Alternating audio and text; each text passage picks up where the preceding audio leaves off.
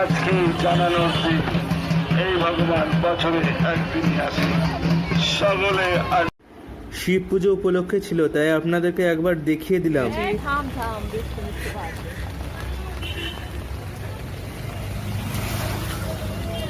বৃষ্টির একবার মনোরম পরিবেশটা দেখে নেন, সবাই দাঁড়িয়ে আছে। টোটো ধরার ব্যর্থ প্রচেষ্টা চলছে, টুকটুক ধরার কেউ যেতে রাজি হচ্ছে না বৃষ্টির মধ্যে।